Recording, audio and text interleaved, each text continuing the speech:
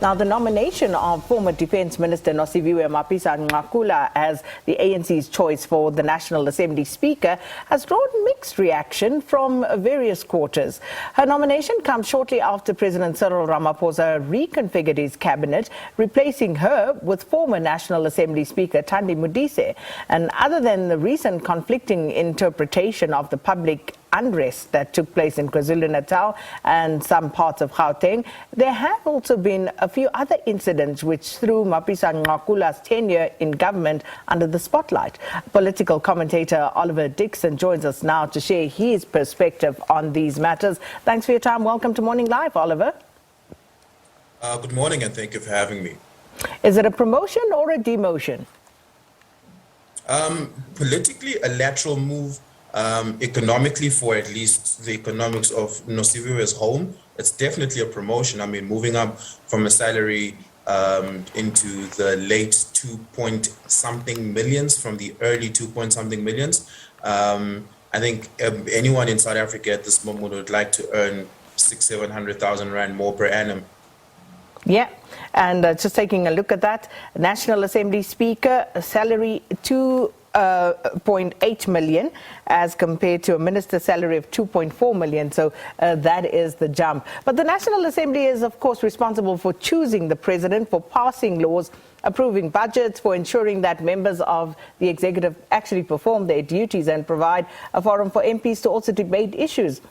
Is there any specifics that the Constitution makes provision for, where it talks about the Speaker as the head of spokesperson of the National Assembly that would stand out for you at this point? Yes, the Constitution does give provision for the Speaker. Look, the Speaker is the head of an arm of state, right? In the same way, the Chief Justice is the head of the arm of state, of an arm of state, in the same way that the president is the head of an arm of state. It just so then happens that the president is also then the head of all arms of state, all put together. In the event that the president buys, and God forbids, the president falls ill, severely ill, and become incapacitated, or even dies, right? The person next in line to be president, in the absence of a deputy president, would be the Speaker of Parliament, right? That makes the Speaker of Parliament incredibly powerful as a presidential successor in line, so to speak.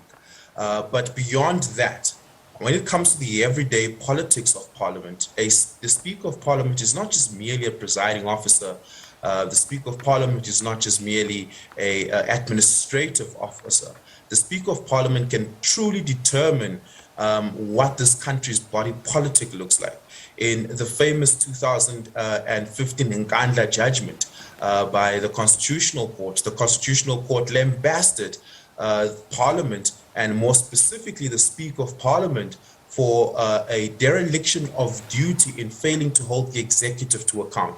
That's because the Speaker of Parliament denied for a debate into accountability to happen in the executive when they realized that there were transgressions, grave transgressions by members of the House as far as Parliament was concerned, right, in the Nkandla matter. The Constitutional Court at various other occasions, including the voice of both our current public protector and our previous public protector, has held the Speaker responsible in many other cases. When a member of Parliament breaches, for instance, the ethics code or the executive ethics code, the Speaker of Parliament is also then responsible, or sometimes more specifically responsible, for holding that member of for enacting whatever remedial actions of accountability the public protector recommends, and the Speaker of Parliament can simply bungle that up, right? And in the instance where that happens, the act of accountability becomes futile and absent in this country. And the Speaker of Parliament ultimately determines when, on what day, and under what circumstances certain debates can happen. So, for instance, a debate of a motion of no confidence in the president is either really impactful or not impactful at all if it happens by secret ballot or by open ballot. That discretion lies entirely in the hands of the Speaker of Parliament. And so you can see from those roles, duties, and responsibilities that this is an incredibly important role for the act of accountability. And if anything, in South Africa, it is really just the strength of our institutions that have been saving us from the brink of collapse, and Parliament is perhaps one of the most important institutions in our democratic dispensation, in our body politic. So, given what you've just spoken to, we already have commentators speaking about the fact that Nosiviwe Mapisa-Nqakula comes into this position as someone who would potentially have a lot of attention drawn to herself, given some of her past transgressions. The ANC's trip to Zimbabwe, some of those NEC members who hitchhiked a ride on her official trip to Zimbabwe comes to mind.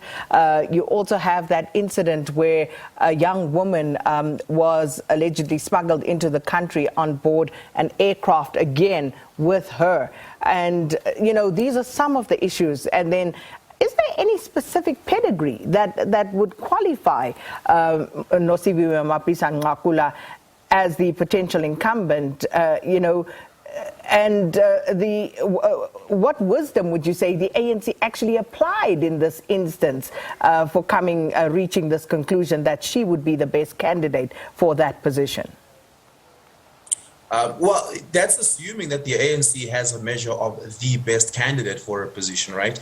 That's not the metric by which the ANC goes when deciding on deployment, unfortunately, right? The problem is, Sakina, we can put anybody within the ANC benches in that position, and you and I could sit here and enumerate a bunch of things that call that person's integrity into question, right?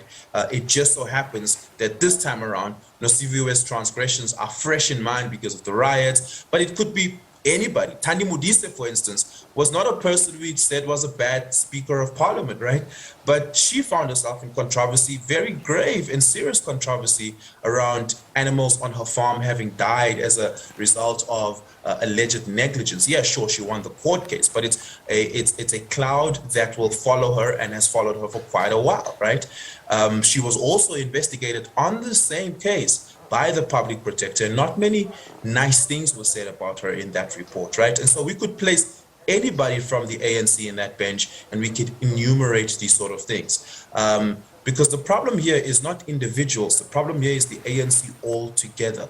That's what happens when your party's integrity is so far contaminated that any candidate put forward on anything will forever be judged. And we could say that not just on the placement of Nosiviwe as the Speaker of Parliament. We could do that to President Ramaphosa's most recent cabinet reshuffle and say, yeah, but should Enoch Godongwana be the Minister of Finance? Yeah, but there's that 100 million rand scandal following him. And yeah, but what about if it wasn't Nhlanhla? We liked him a little bit. Yeah, but it was also the issue of the Guptas that he lied about. So we could do that for anybody in the ANC.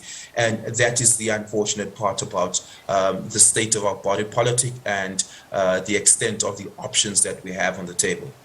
That's the ANC on the one hand and the dilemma they face. But despite that, the fact that South Africa is a democratic state conveyed through a parliamentary multi-party system, are we yet again also going to be suffering the effects of the proportional representation system in the electoral system, which by its very design, of course, allows the majority party to impose its will? So regardless, it's not like the opposition parties have any real say or sway in this matter.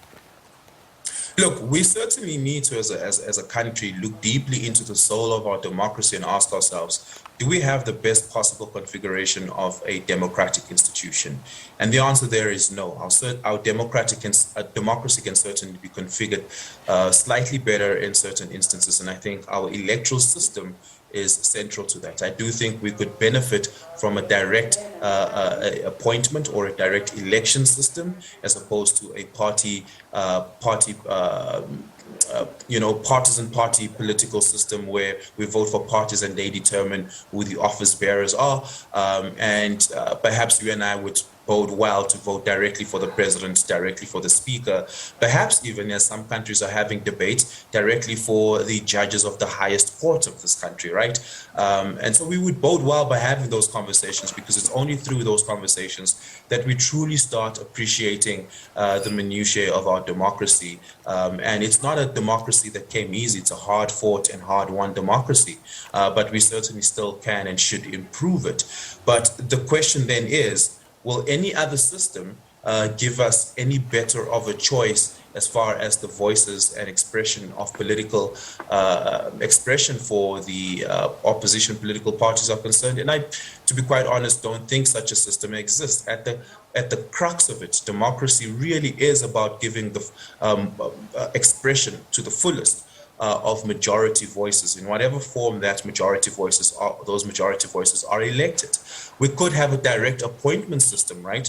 A tiered direct appointment system, like the American democracy, for instance. But we'd still have a problem of partisan politics being the order of the day. I mean, I'm pretty sure the Republicans would have liked to have a Speaker of Congress that is not Nancy Pelosi.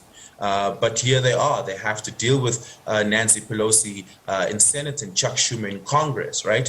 But that's because the Democratic Party put those candidates forward. And once the Republican Party becomes a majority in any one of those two houses, they will put forward a candidate of their choice, despite the fact that everybody's existence in either of those houses was a direct appointment and a direct vote from the American electorate. South Africa will suffer from the same problem, because democracy really is, at best, about majority rule. We have to leave it there. Political commentator Oliver Dickson commenting on the nomination of former Defence and Military Veterans Minister Nosiviwe Mapisa-Nqakula for a Speaker of the National Assembly candidacy.